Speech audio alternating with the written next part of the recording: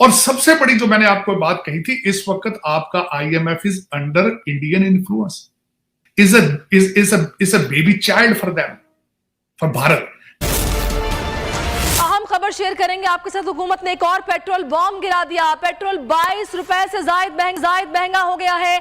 आपको फिर से आगाह करते हैं कि हुकूमत ने एक और पेट्रोल बॉम्ब गिरा दिया है। पेट्रोल की नई कीमत 272 रुपए फी लीटर मुकर्रर। अब आइंदा होने क्या जा रहा है महंगाई के अहवाल में और आईएमएफ के अहवाल में, जब इतना कड़वा घूंट अब आवाम पीने जा रहे हैं। अफसोस के साथ कहूंगी कि इससे भी ज्यादा गंभीर है, क्योंकि सियासी अदम इस्तेहकाम की वजह से पाकिस्तान और उसके अवाम को आज ये दिन देखना पड़ रहा है। यानी 100 प्याज खाएगी और 100 जूते भी। 170 अरब का डार बजट लगा दिया गया। अब आईएमएफ को मनाना नागुज़ीर हो गया है और ये एक बहुत बड़ा चैलेंज भी है कि वही हालात हैं फकीरों के, दिन फिरे हैं फक्त वजीरों के।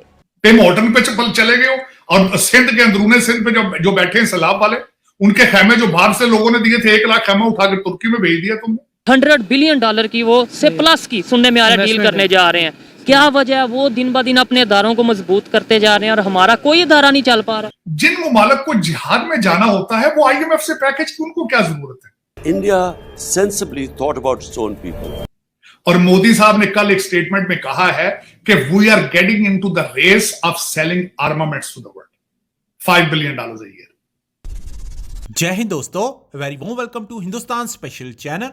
1947 में भारत से आधी रात अलग हुआ देश पाकिस्तान पिछले 75 वर्षों में सबसे खराब आर्थिक दौर से गुजरा है। एक तरफ पाकिस्तान में महंगाई की दर आसमान को छू रही है, तो दूसरी तरफ वह कर्ज के बोझ तले दबा हुआ है। पाकिस्तान को उम्मीद है कि आईएमएफ उसे राहत पैकेज जारी कर देगा। इसके लिए उसने आईएमएफ के सामने घुटने टेकते हुए उसकी सारी शर्तें मान ली हैं। अब तो पाकिस्तानी सरकार ने 170 अरब के टैक्सेस पाकिस्तानी जनता पर लगा दिए हैं, जिससे पाकिस्तानी जनता की कमर टूटी हुई नजर आ रही है। कल पेश हुए इस बजट से पाकिस्तान में महंगाई का तूफान आएगा और पाकिस्तानी मीडिया के अनुसार पाकिस्तान की जनता इसके विरोध में सड़कों पर भी उतर सकती है। दूसरी तरफ पाकिस्तानी मीडिया यह चर्चा कर रहा है कि भारत ने फ्रांस और अमेरिका के साथ इतिहास की सबसे बड़ी डील कर दी है और हम अभी भी आईएमएफ के आगे हाथ फैला रहे हैं। जो मिस्टर डॉलर अभी आए हैं रिसेंटली, इन्होंने कहा था कि मैं आईएमएफ की आंखों में आंखें डालकर बात करूंगा। ये कौन होते हैं हमें डिक्टेट करने वाले? आपका क्या ख्याल है? वो सारे इन चीजों को नहीं देख रहे कि क्या हो रहा है?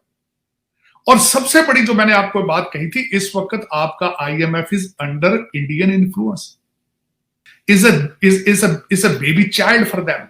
और उन्होंने उनको बाबर करा दिया है वॉशिंगटन डीसी कि we are the only saviour for you, we are the only one can stand against China. तो वो उनकी हर बात सुनते हैं। और आईएमएफ जो है वो अमेरिका का बच्चा है, सबसे ज्यादा फंडिंग आईएमएफ को अमेरिका देता है। इस वक्त वो सारी डिक्टेशन भारतीय लॉबी से लेते हैं। तो वो आपसे क्यों, आपको प्लेट में रख के हर चीज क्यों देंगे? एक तो आपकी करप्शन की स्टोरियां, दूसरा आपका कोई लॉबीइज्म नहीं है, नेशनलिज्म नहीं है।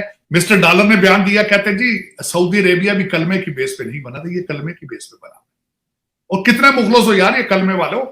मेरा तो ये क्वेश्चन है, कलमे वालों इसके साथ कितने मुखलस हो तुम?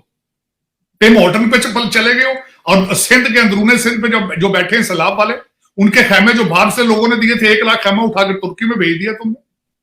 लेकिन क्या कहा जी जी, बिल्कुल बिल्कुल दुरुस्त फरमा रहे हैं सर। दूसरा मैं ये समझता हूं कि अभी आईएमएफ मौजूद था तो आपकी कैबिनेट उन्होंने बढ़ा के 83 पे कर दी थी। अंधे हैं वो आईएमएफ वाले। आप क्या समझते हैं? नाक में रोटियां डालते देखे आपने? वो आप कभी वो आईएमएफ वाले नहीं, उन्हें पता ये क्या कर रहे हैं इस मुल्क के साथ? कि आपका क्या ख्याल है? अमेरिका, दो चीजें मैं समझता हूं। एक तो मैंने आपको कह दिया, एक सबसे बड़ी वजह ये है उनके ऊपर भारत का इन्फ्लुएंस है। लेकिन आपको पता है कि आईएमएफ वाले जो पैसे आपको देंगे वो अमेरिकन टैक्स पेयर्स का पैसा है। क्या समझते हैं आप? वो जवाबदेह नहीं है? ये सारे अल्लल्लो तल्लल्लो का जवाबदेह नहीं है?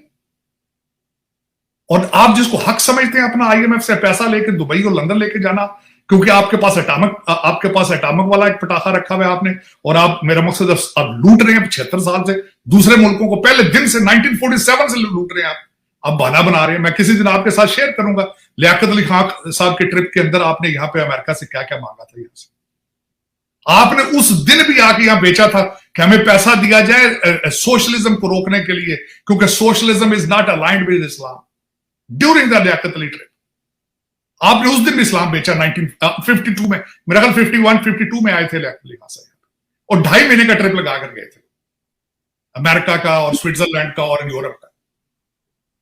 सर फिर तो सादिक साहब ये हमारी रिवायत हुई ना, फिर इसका मतलब ब्लड में हमारे डीएनए में चीजें शामिल हैं, तो उसका आलिया क्या करेगा, डीएनए का क्या करेगा। देखिए सारी कैबिनेट आपकी एचिसोनियन है, ऑक्सफोर्ड है, हार्वर्ड की ग्रेजुएट है, एयरपोर्ट से उतरते ही अंधे हो जाते हैं।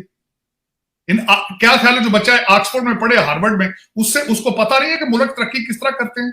यहां लाइनों में लग के नहीं, जब ग्रोसरी लेता है अमेरिका के अंदर तो लाइनों में लगता है, लेकिन वही बच्चा जब इस्लामाबाद एयरपोर्ट पे उतरता है उसको कहता है मेरे प्रोटोकॉल किधर है, मैं लाइन में क्यों लगूं, मैं तो नवाब इब्ने नवाब हूं, मेरा तो दादा ब्रिटिश एजेंट था। वो कहता है मेरी गाड़ियां किधर गई, मेरे बॉडीगार्ड किधर गए क्लाश वाले, मैं लाइन में लगूं, मैं तो मलिक साहब का बच्चा हूं, मैं फलां चौधरी का दोतरा हूं, फलां का पोतरा हूं, मेरा जो दादा था, मेरा परदादा था, वो तो अंग्रेजों के घोड़े रगड़ता था सारा दिन। जी तो देखा आपने, गरीब से तो 1-1 रुपए का हिसाब, मगर अमीर को इतने बरसों से छूट। वाह रे मेरे हुक्मरान। और जो पैसे चोरी हो रहे हैं उसका तावान भी बेचारी आवाम ही अदा करेगी, यानी 100 प्याज खाएगी और 100 जूते भी। 170 अरब का डार बजट लगा दिया गया, लेकिन डार साहब की तकरीर शायद इतनी घिसी पटी थी कि ऐवान में सब बातें ही करते रहे, और इसहाक डार साहब अकेले खड़े इमरान हुकूमत को कोसते रहे और महंगा इंपोर्टेड सूट पहने। इसहाक डार साहब ने अवाम को सादगी का एक लेक्चर, दर्स भी दे डाला। पता नहीं कैसे कर लेते हैं आप लोग ऐसे। पहले क्या कहा कि जी वजीर आज़म और काबीना ने सादगी अपनाने का इरादा किया है, सामने लाएंगे। फिर बोले कि अब मुल्क में सबको सादगी के साथ, सादगी से शादी करनी चाहिए, और साथ ही फिर क्या किया, शादी हॉल पर भी टैक्स ठोक दिया। सुनिए, इसहाक डार साहब क्या ही अच्छा होता कि आप दिसंबर 2021 में पाकिस्तान में होते और अपने समधी के नवासे की शाहाना शादी पर भी टैक्स लगाते।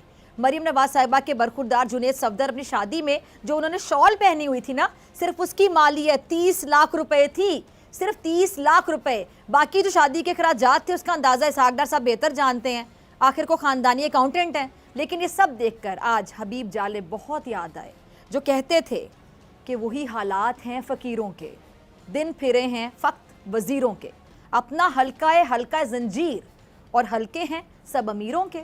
हर बिलावल है देश का मकरूज, पाँव नंगे हैं बेनज़ीरों के।